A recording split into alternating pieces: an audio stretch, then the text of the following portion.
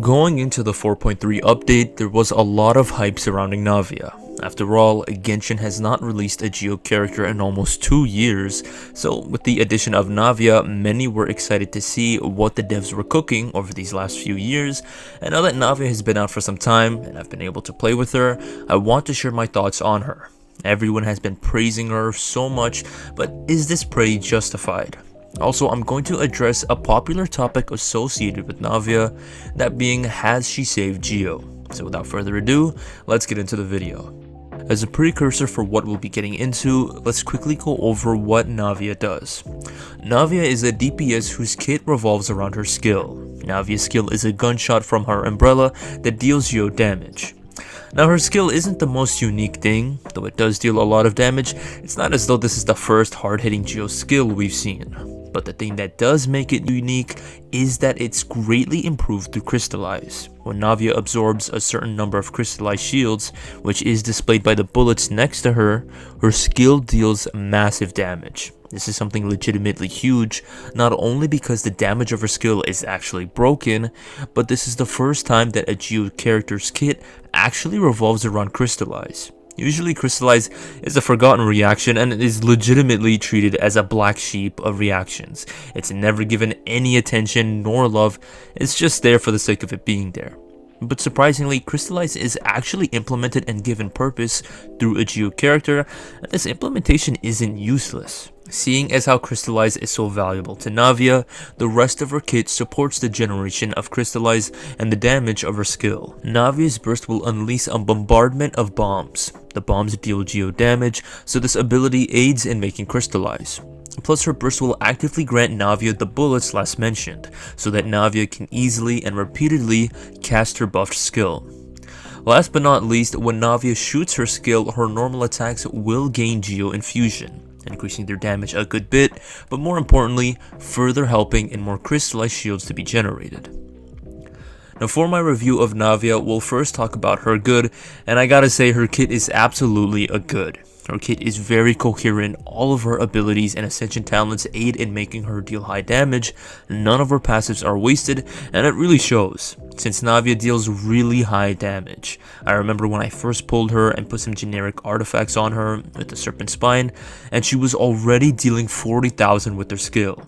Now that she's more invested and has better teams, she literally hits like a nuke. Though her normals and her burst aren't anything special in terms of damage, her skill damage is huge. And since her skill has 2 shots, each with a low cooldown, Navia easily rips through enemies. She hits so hard that players are even saying that she deals more damage than Ito, who himself hits like a truck. Now, I don't know if this is true, but even so, it just goes to show how amazing of a DPS Navia is for this comparison to be made. This point, though short, cannot be stated enough. Of course, I'm not going to go over it again, but know that Navia's damage is incredibly strong, which is a very big positive she has. So as a DPS, she is very good, but beyond damage, I also really like her playstyle. Her playstyle is very fast paced and incorporates all of her abilities, which make playing her more fun and which prevents her from feeling stale. Also, I really like that in Navia's kit, she doesn't have the usual weaknesses or trade-offs characters usually have. Navia doesn't have any significant weaknesses, she's not tied down to energy issues, nor is she locked to one support that needs to be C6 or anything like that. She's a complete unit on her own that's easy to play, easy to pick up, and that can deal a lot of damage. Normally some units have some sort of weakness that's a pain to solve, but Navia doesn't have anything like that, and it's really refreshing to see this. Moreover, I gotta say I really do like how Navia actually performs the crystallize reaction. Reactions are a staple of this game and of units. It's clear that when you pull a unit of a different element to Geo, they're able to perform all these different type of reactions, which make them more enjoyable to play and give them and their teams a sense of purpose. Without reactions, teams just feel off to me. I haven't felt like this for all reactionless teams. For example, I don't at all feel this way for Ito and his teams. In fact, I enjoy them a little too much, but it's just nice to finally see a Geo character actually make use of the reactions open to them. Granted, since crystallize just gives you a mini shield, this reaction is definitely not as fun as the other reactions in the game, but I'm still really glad to see a Geo unit actually perform the reaction. Moving to Navia's build, I'm glad to say this is another positive Navia has, specifically with regard to her artifacts. Navia is actually friendly and can make use of multiple artifact sets.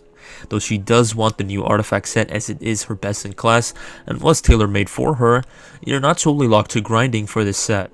She can use Golden Troop for high skill damage, Marichausi Hunter if you're playing her with Farina, 2 Petra and any 2-piece giving attack, which is like a nerfed version of her new set, and if need be, 2 sets that both give attack percentage. I really appreciated the versatility Navia has when it comes to her artifacts, as when I'm grinding for a good set of nighttime echoes, I already have a good set she's able to use, of which doesn't feel significantly weak on her, as is the case for other units and their dedicated sets. With regard to Navia's teams, this was an aspect of Navia that was really interesting to me. I've never built a team centered around Crystallize, so to finally do so felt new and interesting. Navia's teams also have this dynamic where Navia's teams are both very limited and unlimited at the same time. What I mean by this is that with Navia, you're locked to Crystallize teams, but the way in which you actually perform Crystallize is completely up to you and thus filled with variety. I go further in depth and mention some of Navia's strongest team combinations in my Navia team video, which you can watch right here, but for her teams you can make all kinds of teams. You can make a team where it's filled with supports to make Navia as strong as possible. You can make a team where another reaction is performed next to Crystallize for some more fun and for more extra damage. And lastly, you can build a team with 2 of the same elements, so you can take advantage of 2 resonances at the same time. These are just a few of the types of teams Navia can be played in. She can be played in so much more teams that I can't list them all here, but undoubtedly Navia's teams are another positive she owns. With the versatility of her teams, there's a huge number of characters she can be played with, so whether you're late in the game or early in the game, Navia can synergize with most of the characters you already have. Also, on the topic of Navia having a lot of teams, this is great because this means that Navia's teams can be adapted for different situations. Say if you're fighting an enemy with a weakness to Hydro, it's not as though you're locked to Mono Geo and will miss out on damage if you include a Hydro unit in your team. You can easily include that Hydro unit in your team without any drawback. Let's now talk about the weaknesses Navia has, one of which is the range of her skill.